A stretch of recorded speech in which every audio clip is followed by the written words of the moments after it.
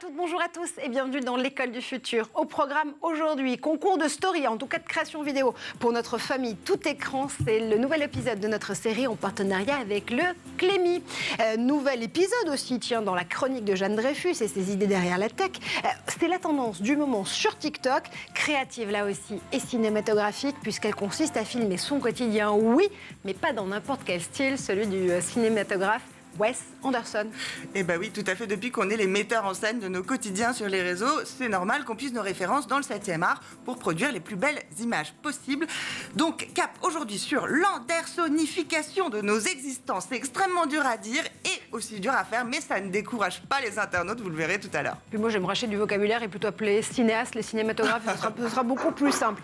Notre club actu aujourd'hui, d'abord on va parler des réseaux sociaux et passer du mythe à la réalité.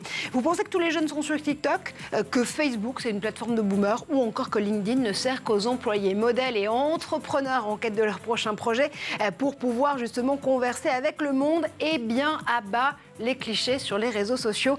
Ipsos joue au Roland Barthes dans sa nouvelle étude et nous aide à y voir plus clair. On va en parler notamment avec vous, Julie Hénas. Vous êtes Research Manager pour Ipsos Synthesio en France. Ipsos en très bon français. En deuxième partie de cette émission, on reviendra sur ce qui est devenu le véritable marronnier de cette saison, les IA génératives. Elles ne cessent de nous étonner, de nous affoler. Des dialogues de ChatGPT aux images remixant l'actualité de Midjourney. Qui sera la prochaine IA à abattre? Peut-être Course AI, tiens, une intelligence artificielle qui peut créer littéralement n'importe quel cours, dans n'importe quelle langue. Stéphane Zibi l'a testé pour nous. Stéphane, tu vas nous dire justement ce que tu en as pensé, toi, qui est directeur de Ionis X, la plateforme justement numérique du groupe Ionis, également serial entrepreneur, expert tech pour RCJ et pour On refait le Mac. On est également aujourd'hui avec Paul Dupuis pour commenter l'actu. Paul, tu es consultant pour GRK, évidemment la société de Grégoire Kopp qu'on embrasse par ton intermédiaire, boutique de conseil aux dirigeants, comme c'est bien dit. On va revenir justement avec toi, avec Stéphane et avec Jeanne et Julie sur toutes ces actus. Mais d'abord, focus. Une utilisation raisonnable et raisonnée du numérique n'exclut pas la créativité. Démonstration avec la famille tout écran et son nouvel épisode pour le Clémy. C'est parti.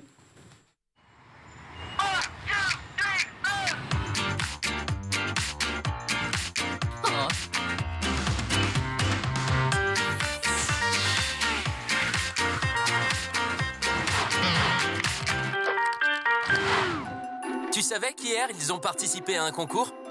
Ah, lequel? Un concours sur Internet pour élire la plus belle photo de gâteau fait en famille.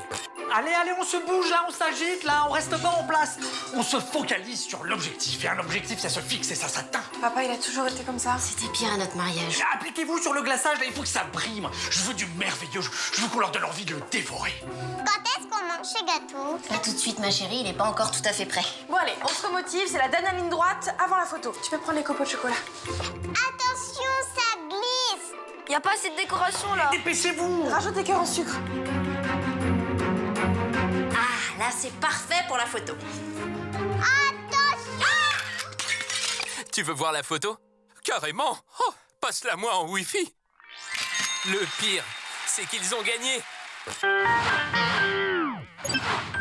Voilà, on m'accuse souvent de plein de choses, mais ce n'est pas de ma faute si on ne m'utilise pas bien. Je peux être un très bon moyen de passer de super moments en famille. Je peux vous apprendre plein de choses. Il faut juste savoir m'éteindre ou me mettre en veille quand il le faut. Allez, maintenant on attaque le concours du plus beau jardin.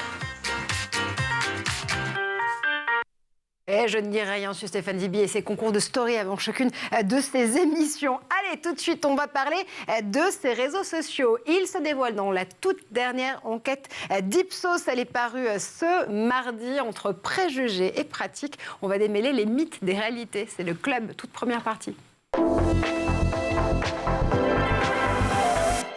Et pour en parler à nos côtés, vous le savez, Stéphane Zibi, serial entrepreneur, patron de Ionis X, expert tech pour RCG et On refait le Mac. Et puis Paul Dupuis, consultant pour GRK, cette magnifique boutique de conseil aux dirigeants que dirige notre ami Grégoire Kopp et que tu remplaces donc au pied levé. Aujourd'hui, on est également avec Jeanne Dreyfus et on est avec vous, Julie Hénès. Vous êtes Research Manager chez Ipsos Synthesio en France et c'est vous qui êtes parti enquêter auprès de plus de 1000 personnes pour comprendre ce qu'il se cache réellement derrière nos usages sur les réseaux sociaux. Alors, les jeunes désertent Facebook, TikTok est désormais le réseau préféré, LinkedIn est le réseau des cadres actifs, tout le monde partage des contenus sur YouTube. C'est la pratique, Julie, ou ce sont des préjugés, ce que je viens d'énoncer ? Ce sont clairement des préjugés, voilà, des choses qu'on a en tête quand on pense aux réseaux sociaux. Effectivement, il s'avère que quand on interroge la population française de manière fine, voilà, ces mythes sont parfois un peu bousculés par les chiffres et les pourcentages qu'on a pu révéler avec notre enquête. Parmi, il y a 7 mythes, un petit peu plus d'ailleurs, que vous détaillez dans cette étude. Quel est, Stéphane, toi, le mythe ou la réalité qui t'a le plus étonné à la lecture de cette étude d'Ipsos ? Alors déjà, je remercie Ipsos d'avoir fait cette étude parce que c'est vraiment bien de remettre un peu les choses. Parfois, on dit l'église au milieu du village, mais c'est vrai que les a priori étaient TikTok. C'est vrai qu'on assiste à une TikTokisation de tous les réseaux parce que tout le monde copie l'algorithme, de TikTok. Ça ne veut pas dire que là, l'étude le démontre. Et donc, en fait, au début, j'avais un mythe, après un autre, après un autre. Il y en a un qui m'a intéressé, c'est par rapport à LinkedIn. Ouais. Et en fait, c'est juste très récent, parce que samedi, j'ai reçu beaucoup de messages. Et en fait, j'ai reçu beaucoup... Qu'est-ce qui s'est passé samedi ? Tu veux nous le dire ? Je sais pas, une petite connerie. C'était son anniversaire. Voilà. Et donc, en gros, et c'est ça qui était... Et donc, j'ai reçu énormément de messages sur LinkedIn. J'ai dit, mais qu'est-ce qui se passe sur LinkedIn ? Pour un anniversaire. Donc, pour un événement privé, tu as reçu des messages sur un réseau dit professionnel. Ouais, voilà. Et en fait, c'était pas le cas. Et je me suis dit, tiens, c'est marrant. Et en fait, je crois, et j'ai noté quand même qu'il y avait une certaine chose qui se passait. Avant LinkedIn, on se mettait dessus parce qu'on cherchait du boulot. Mais non, on cherche à valoriser qui on est, etc. Et je crois, et l'étude démontre qu'il y a même une forme de rajeunissement même des différents membres. Donc ce serait le mythe numéro 3. Le mythe numéro 3 pour toi.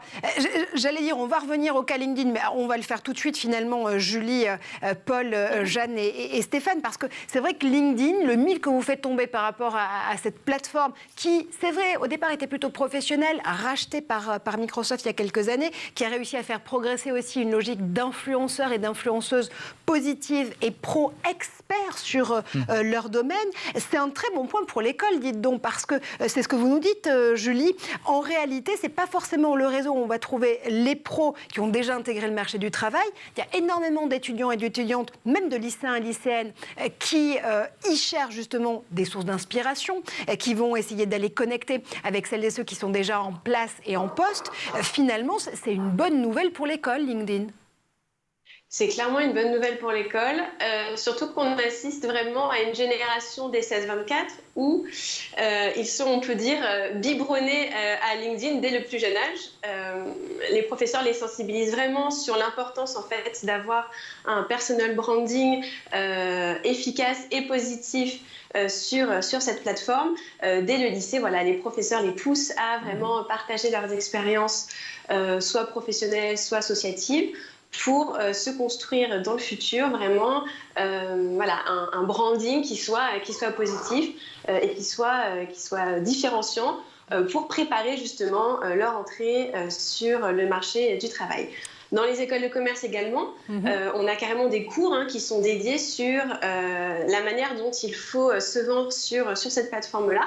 Donc on est vraiment sur quelque chose, un mouvement de fond qui change sur cette génération Z qui comprend les codes, qui sait comment se mettre en valeur. Et si on veut parler de chiffres, ils sont 57% des 16-24 à s'être connectés sur LinkedIn ces 12 derniers mois, contre 43% des 35-44 ans. Et c'est ce chiffre-là qui nous a clairement étonnés, qu'on avait voulu mettre en avant lors de notre enquête. Donc ça fait définitivement partie de la nouvelle boîte à outils que ces lycéens, lycéennes, étudiants, étudiantes vont devoir savoir gérer pour pouvoir justement aller chercher leur orientation ou leur premier contrat professionnel. Paul, quel est toi le mythe dans cette étude d'Ipsos qui t'a bluffé finalement, auquel tu t'attendais pas du tout? Alors, j'ai trouvé effectivement qu'il y a beaucoup de choses très intéressantes dans cette étude. Moi, il y a un chiffre qui m'a particulièrement marqué, c'est dans le mythe numéro 5 sur l'utilisation qui est faite de Facebook, donc ce qu'ils appellent la Blue App. En fait, on croit que les jeunes ont délaissé Facebook, et moi, je croyais, c'était mon cas aussi avec évidemment Instagram et TikTok. Mais en réalité, ce que l'étude montre, et ce que je trouve vraiment intéressant, c'est qu'il y a un changement d'usage. C'est-à-dire que les gens de la génération Z vont encore sur Facebook, simplement, ils n'interagissent plus de la même manière avec la plateforme, et notamment ils ne postent plus. Mais ça ne veut pas dire qu'ils n'utilisent pas la plateforme. Donc en fait, ce qu'on observe, c'est un changement d'usage. Et je crois que ça nous fait comprendre notamment le potentiel en termes de recettes publicitaires de l'application bleue pour le groupe Meta, même si on a vu que leurs chiffres étaient en berne ces derniers mois. Donc ça veut dire que c'est simplement un changement d'usage. L'autre mythe, je dirais, que j'ai trouvé intéressant, c'est le mythe numéro 6 sur le commerce social. Je pense que c'est intéressant de noter qu'il y a une différence importante entre l'utilisation qui en est faite en France et qui peut en être faite dans les autres pays du monde. Moi, j'ai pu observer notamment sur WhatsApp en Asie du Sud comment les petits commerces utilisaient énormément l'application pour communiquer avec leurs clients, etc. Ce qui n'est pas du tout le cas en France aujourd'hui. Mais voilà, c'est intéressant de montrer cette différence de pays aussi. Ouais, le social commerce qui se développe de plus en plus, et justement le fait aussi que peut-être certaines de ces plateformes, mais tu as compris Stéphane, sont en train d'essayer de tester des business models façon super app asiatique qu'on connaît bien du côté de ce continent-là, absolument, notamment Weibo, et qui permettent en fait de vivre l'ensemble de sa vie numérique et quasiment in real life dans la même application. On n'a qu'à voir les résultats qui sont dans l'enquête avec le tableau récapitulatif. WhatsApp, c'est 80%, je crois, de mémoire, et c'est sûr que si on pouvait tout faire avec WhatsApp, je crois qu'il y en a plein qui seraient contents de payer, de communiquer et tout.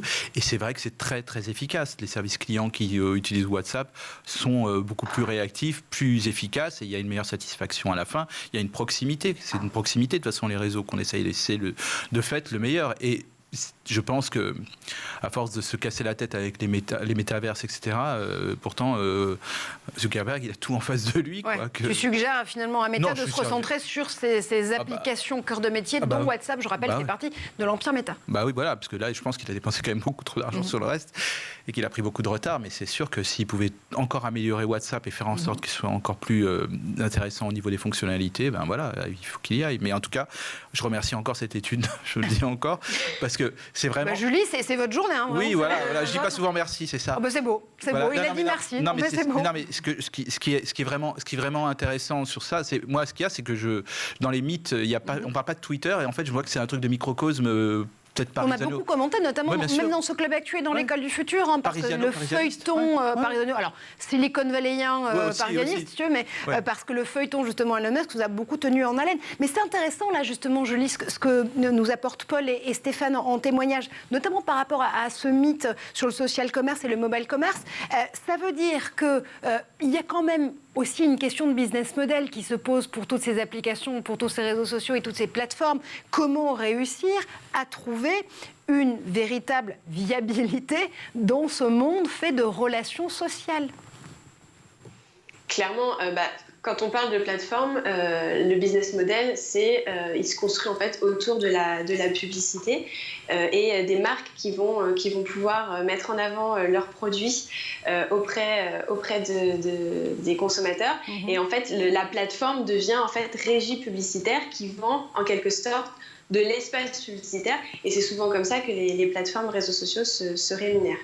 Une autre tendance aussi qui est à noter, et qui rejoint ce que vous disiez, c'est qu'aujourd'hui, les réseaux sociaux font en sorte qu'il se passe un maximum de choses au sein de la plateforme. C'est-à-dire que l'idée, c'est un peu d'encapsuler le consommateur pour éviter en fait qu'il n'aille soit acheter sur une autre plateforme, type Amazon ou eBay, soit qu'il aille faire ses recherches sur un moteur de recherche type Google. Donc aujourd'hui, l'idée, c'est vraiment, quand je prends un TikTok, c'est que à la fois le consommateur puisse faire des recherches sur les produits qui les intéressent sur TikTok, qu'il puisse acheter les produits qui les intéressent sur TikTok et qu'il puisse explorer et s'inspirer sur leurs futurs besoins, encore une fois, sur TikTok. Et c'est assez intéressant de noter. Et ce qui est intéressant aussi, encore une fois, Paul en parlait avec ce mythe absolu du plus personne, aucun jeune, en tout cas dans la Gen Z, ne va sur Facebook. C'est pas vrai, ils y vont, mais pas forcément pour partager du contenu, pour regarder aussi ce que font leurs amis, leurs familles. On l'utilise de façon un petit peu plus différente, mais on continue à aller sur le réseau social roi qu'était Facebook au départ. Et ça m'a quand même soulevé une question, Julie. On a l'impression que finalement, les usages, les pratiques que vous avez observées sont décorrélées des polémiques du moment. TikTok, par exemple, est soumis à plusieurs commissions d'enquête, dont celle du Sénat en France en ce moment.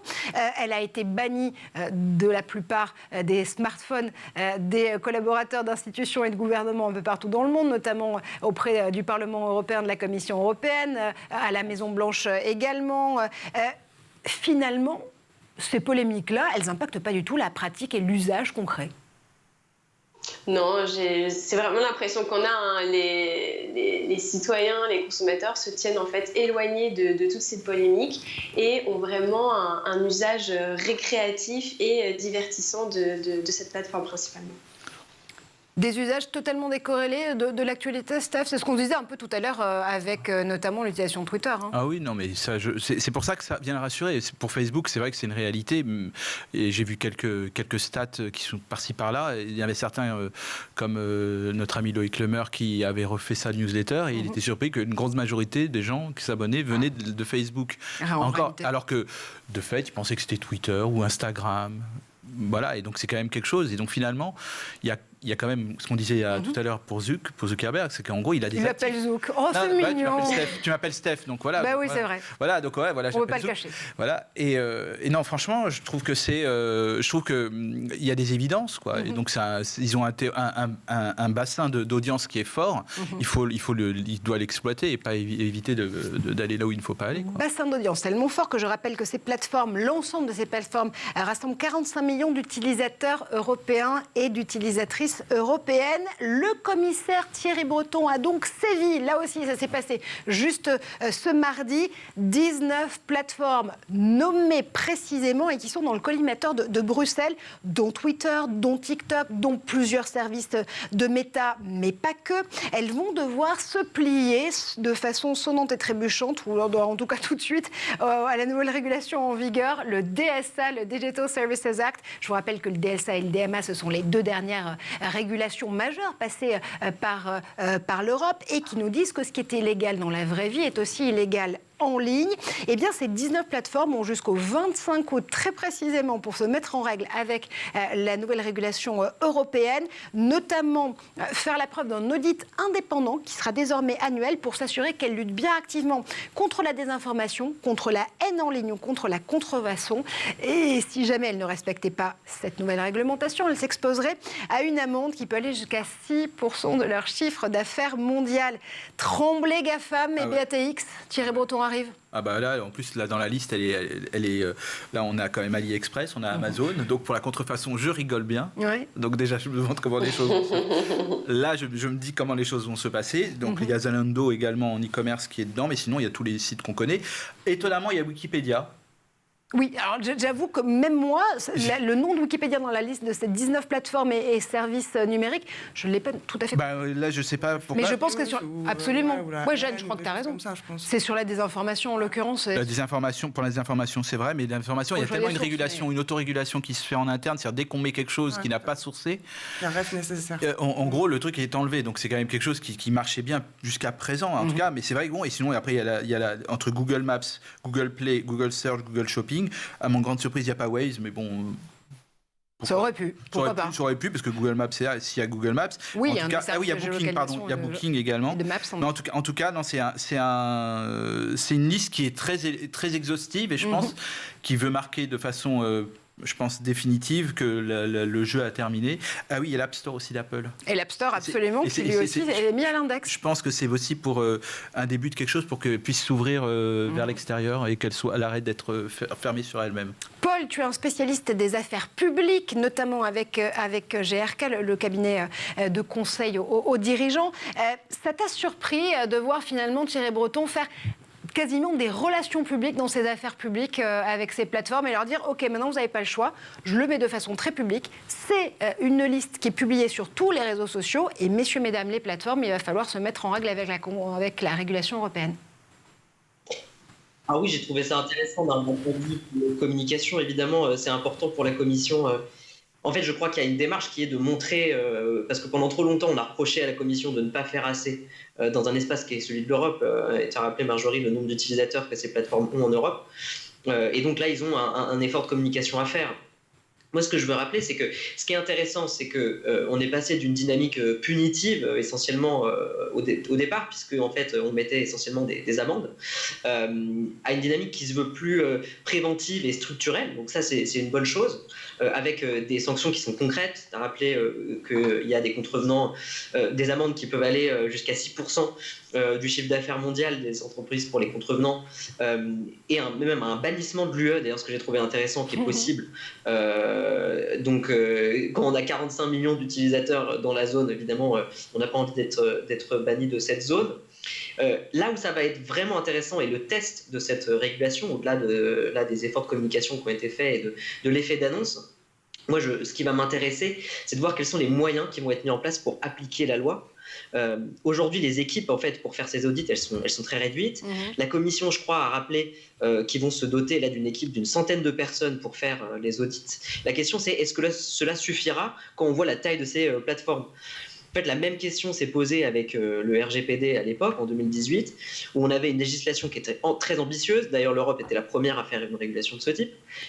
Mais l'UE n'avait en fait pas donné assez de moyens aux autorités de protection de données locales, nationales, et notamment à une autorité très importante qui est celle qui est basée en Irlande, donc ce qu'on appelle les DPAs, ce qui a amené à des retards considérables dans les enquêtes menées et les sanctions. Donc parfois plusieurs années pour mener à bien une enquête et finir par mettre une amende.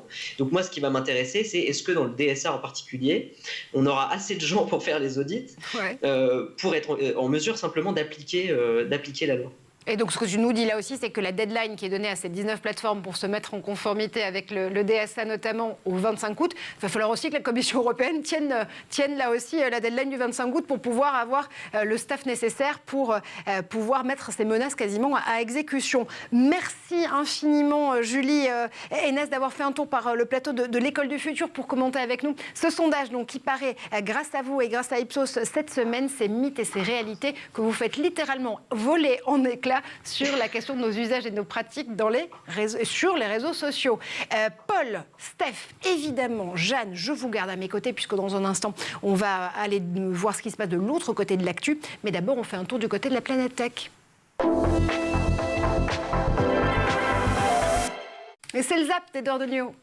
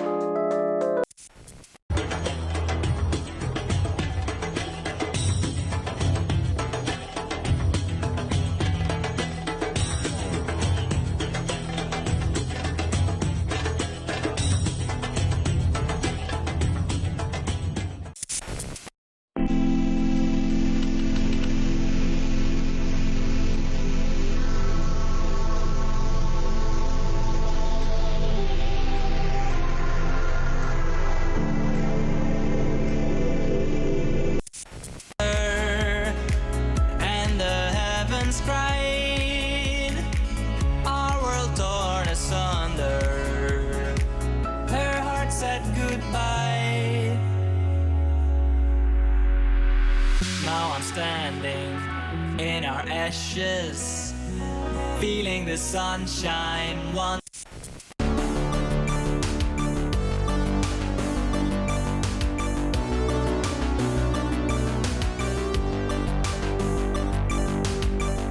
Méfiez-vous des contrefaçons et des inondations avec Édouard Denuau. Vous êtes de retour sur le plateau de l'École du Futur. En tout cas, version Club Actu, toujours en compagnie de Stéphane Zibi, toujours en compagnie de Paul Dupuis qui nous attend en duplex et de Jeanne Dreyfus qui tombe extrêmement bien sûr, puisque Jeanne a une idée derrière la tech.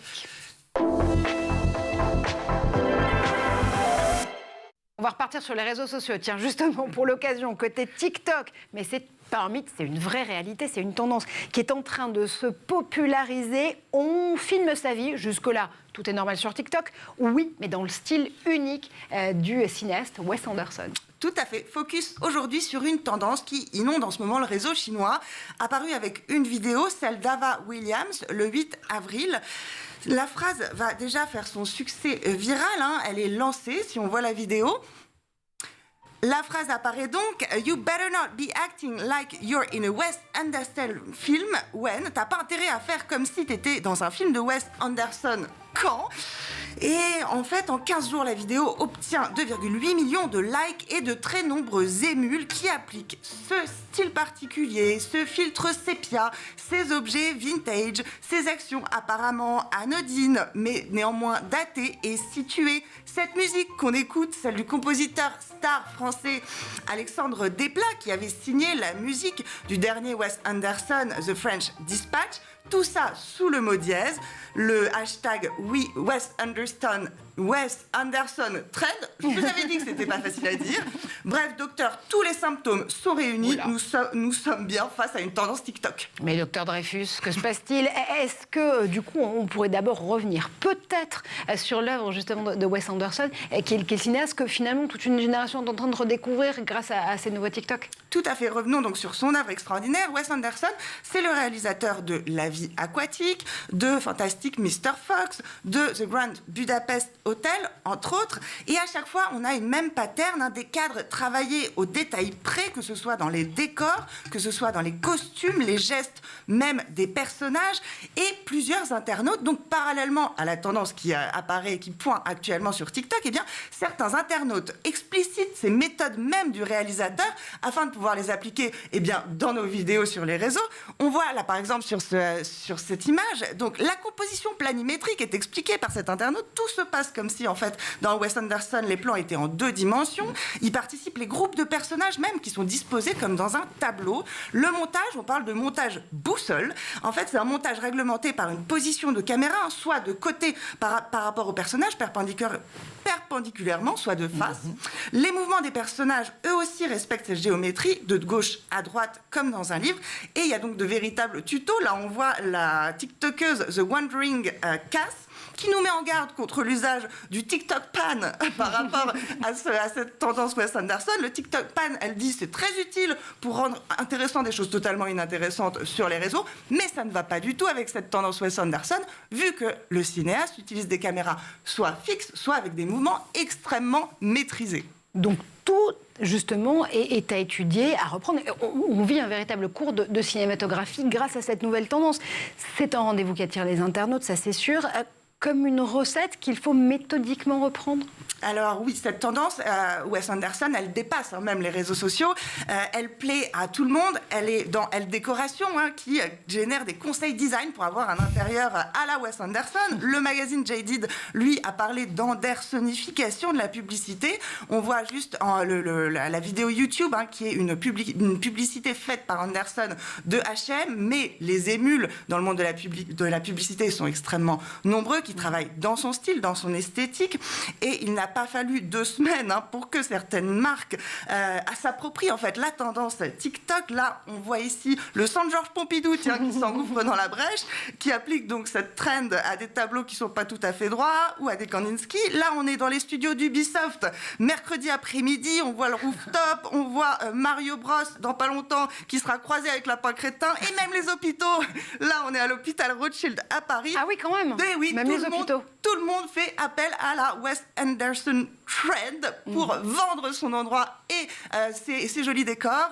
Bref, je vous avais prévenu, donc il s'agit d'une tendance à forte viralité. Mais pourquoi est-ce que tout le monde devient accro de Wes Anderson? Alors on le voit sur ces images d'abord parce que c'est magnifiquement beau.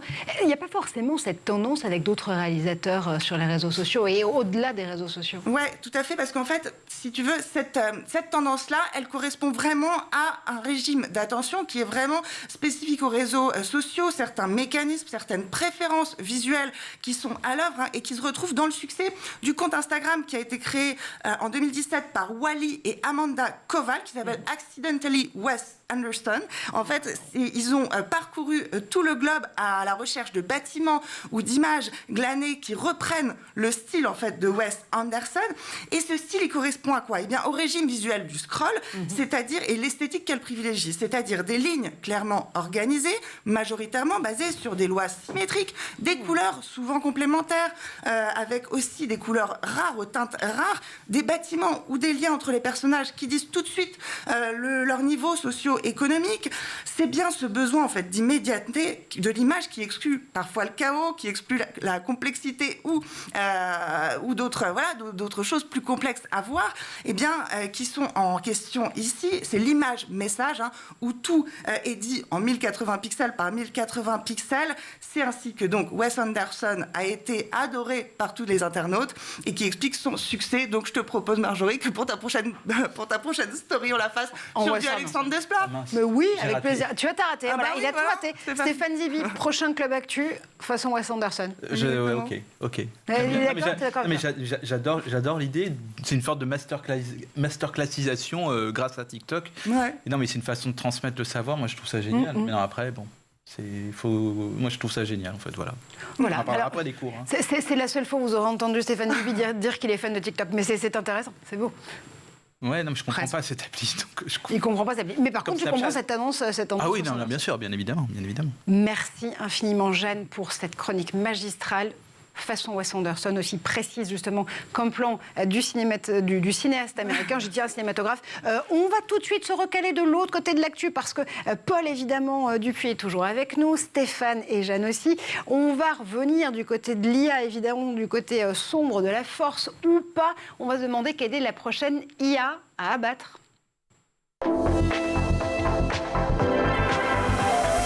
Parce qu'encore une fois, vous le savez, c'est littéralement le marronnier de cette saison, les IA génératives. Comment ces intelligences artificielles nous fascinent, comment elles nous affolent. Il y en a beaucoup dont on a déjà parlé ici dans cette émission, Midjourney notamment, ou ChatGPT. Le Monde, nos confrères du Monde, consacrent plusieurs pages justement à ces intelligences artificielles cette semaine qui partent à l'assaut des entreprises. Stéphane, est-ce que les DRH vont bientôt faire passer des entretiens d'embauche à ChatGPT ? Alors, l'IA on est au tout début de quelque chose qui va changer notre société, ça c'est certain. Il y a des métiers qui vont disparaître, d'autres qui vont apparaître, ça c'est certain. En préparant cette émission-là, Goldman Sachs a fait une petite étude qu'on peut estimer sérieuse, qui estime que le PIB mondial sera prochainement 7 points plus haut grâce à l'IA. C'est-à-dire que ça va créer plus de richesses que ça va en détruire. Par contre, il y a des métiers qu'il faudra adapter. Et c'est sûr que là, parmi les métiers qui nous intéressent ici, c'est l'éducation, bien évidemment. Ça en fait partie. Et je pense que on est qu'au tout début, et on est dans des balbutiements, mais il faudra réagir très très vite. Et être les plus malins. Et ceux qui vont réagir très vite, ils attireront de la richesse plus rapidement. Et c'est toujours le premier qui tire qui a souvent un peu d'avance dans ces cas-là. Voilà.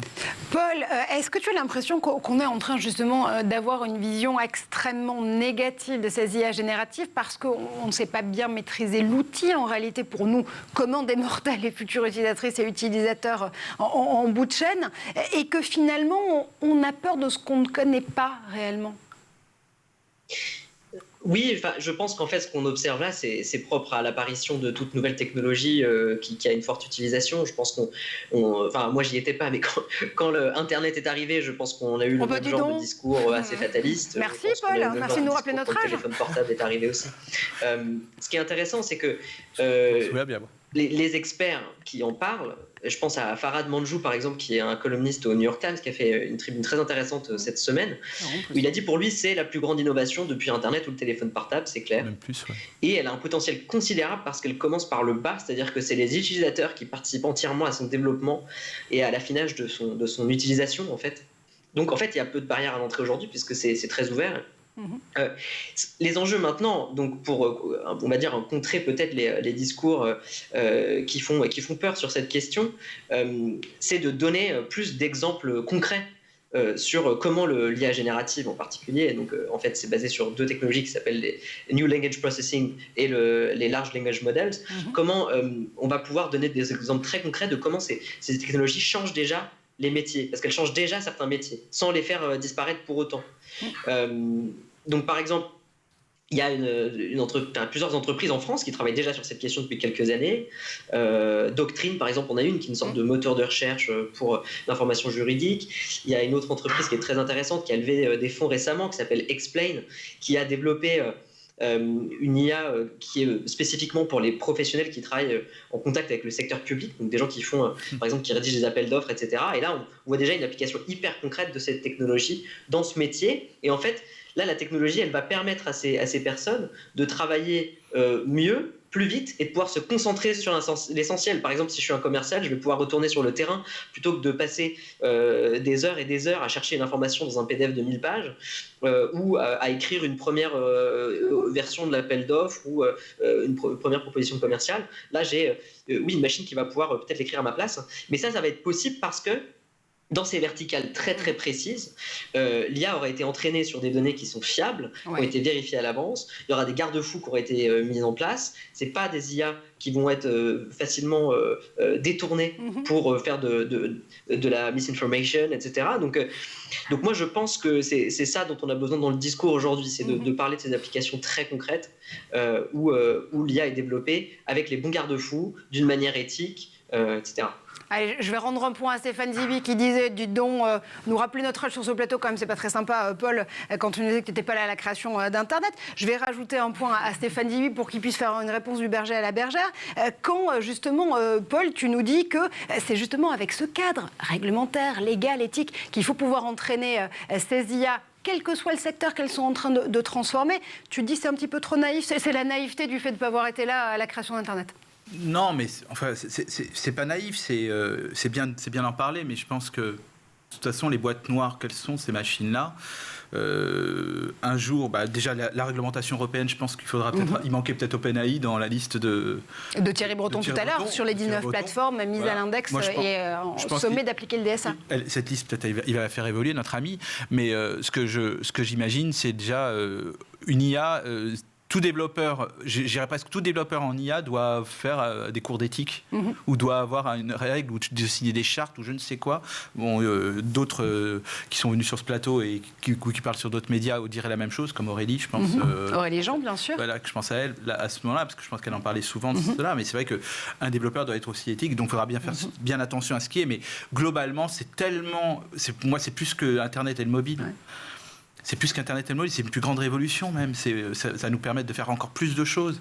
Et c'est pour ça que je trouve qu'à abattre, ceux qui veulent abattre, c'est ceux qui n'ont pas eu cette idée de le faire depuis plusieurs années, quoi. C'est tout. Et comme maintenant, le temps est important dans l'IA, parce qu'il faut collecter de la data et des paramètres, voilà, je pense qu'on est à l'aube de quelque chose qui va nous changer notre vie. De façon définitive, et en particulier dans l'éducation, on va y venir dans quelques temps. Complètement, parce que tu as testé pour nous, après ChatGPT, après Midjourney, pour la partie conversationnelle ou pour la partie image, tu as testé pour nous une nouvelle plateforme qui peut littéralement simuler, enfin même pas simuler, générer un cours sur n'importe quel sujet, dans plusieurs langues, s'il vous plaît. Ça s'appelle Course AI. T'es fier de toi, dis donc, d'avoir découvert cette plateforme absolument. Ah ouais, complètement, parce que en fait, on s'est souvent posé la question de ChatGPT et les élèves, ils vont tricher, etc. Il faut l'interdire. On en a parlé plein de fois ici et on a lu plein de choses là-dessus. En fait, le problème, il est beaucoup plus large que ça. C'est toute la pédagogie qu'il faut changer. Il se trouve que l'intelligence artificielle se nourrit de nos éléments et on l'améliore au fur et à mesure que celle-ci est éprouvée. Et donc, à terme, l'IA sera sûrement à un moment aussi efficace que les meilleurs enseignants. Et donc, pour moi, ça encourage vraiment un changement de pédagogie, qu'on aille vers la pédagogie inversée, où les élèves seront derrière un écran, quel qu'il soit, même si ça peut chagriner certains que les enfants soient derrière un écran, et que derrière, après, quand ils se retrouvent à la face d'un prof, ils mettent en pratique ce qu'ils ont lu et appris. Donc, ils fassent vraiment la pédagogie inversée. Je pense que c'est un mouvement qui est nécessaire pour que l'enseignement devienne plus interactif déjà, mais surtout pour pas que les gens disent voilà, l'IA a tué les enseignants. Non, au contraire, ils vont les permettre de travailler mieux et plus vite. Et même certains disent derrière, ok, c'est bien d'apprendre, mais il faut aussi le côté un peu tuteur, etc. Même l'IA peut répondre à ça. Il y a la Khan Academy qui a été précurseur dans... C'est une des grandes EdTech. Voilà, sur les MOOC, c'était comment apprendre. Là, ils ont créé un projet qui s'appelle Khanmigo, qui est basé sur GPT-4, qui fait du tutorat. C'est-à-dire qu'on pose des questions sur un cours, et il y a un tuteur qui nous dit et qui explique pourquoi on n'a pas bien réussi cet exercice-là, etc. Et qui va permettre de faire du sur-mesure pour les apprenants. Et donc là, on est sur encore l'étape plus loin de la pédagogie inversée, on est sur l'adaptive learning. Oui. C'est-à-dire qu'en gros, on est sur quelque chose de totalement personnalisé. À part un cours particulier que je peux faire en face de toi, on ne peut pas faire mieux. Donc aujourd'hui, c'est pour ça que la pédagogie, on va aller encore plus loin, on va peut-être apprendre mieux, on va peut-être faire plus vite. C'est-à-dire qu'on se plaît que les élèves, ils sont... désolé pour le tunnel de parole. Mais... non, mais je t'en prie, je te vois passionné par le sujet. C'est un sujet passionnant, la pédago, sinon je ne serais pas là. Mais ce que je veux dire par là, c'est qu'on est à l'aube de changements majeurs, mais il faut aussi que derrière, les grandes instances aussi partent de ça et n'interdisent pas ces outils, en tout cas ne les limitent pas.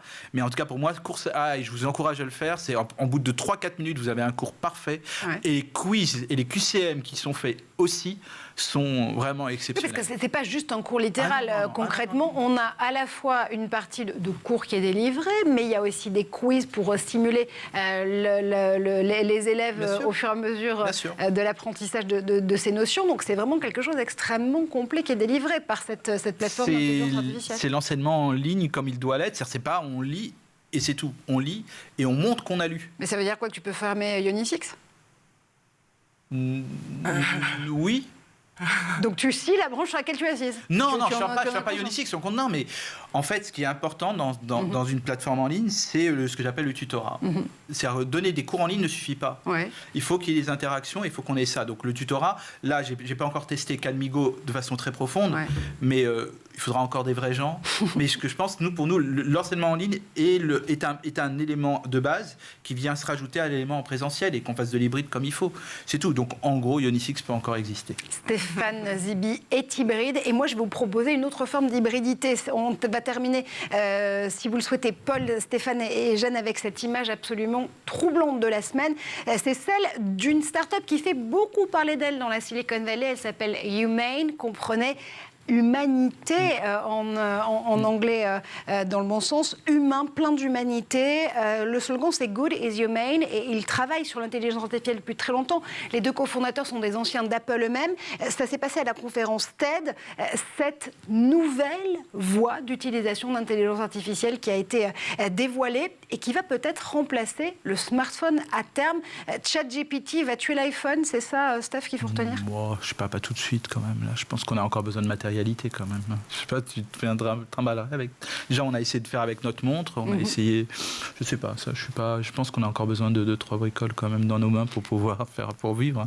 Ce n'est que mon avis en tout cas. Paul, c'est une belle allégorie pour toi de la fin des écrans. C'est vrai que depuis toujours, et même les constructeurs eux-mêmes, essaient finalement de pouvoir proposer ces contenus, quel que soit l'écran, même avec des wearables, des devices, des appareils qu'on peut porter sur soi, pour pouvoir transformer n'importe quelle surface en écran. Ce qu'est en train de nous prouver Humane, qui est encore une fois une boîte fascinante dans la Silicon Valley, qui a sa 3e levée de fonds consécutive à plus de $100 millions, c'est que le futur, il se joue sans les écrans et avec l'intelligence artificielle par définition. Oui, pour moi, en fait, ça me rappelle les casques de réalité virtuelle qui, pour l'instant, en fait, ne se vendent pas massivement, dont dépendrait le métavers, dont on parlait beaucoup il y a quelques mois et qui a été complètement remplacé par l'IA générative. Et puis les Google Glass aussi, qui ont été un échec cuisant. Donc, en fait, ces innovations qui restent quand même futuristes, pour moi, elles posent toujours les mêmes questions. À la fois, la question des barrières à l'entrée, c'est-à-dire qu'un produit de ce type, une fois qu'il va être lancé, il va être très cher au début, certainement. Il va être réservé à une élite. Donc, est-ce qu'il a le potentiel pour être utilisé massivement? Donc là, c'est la question du coût.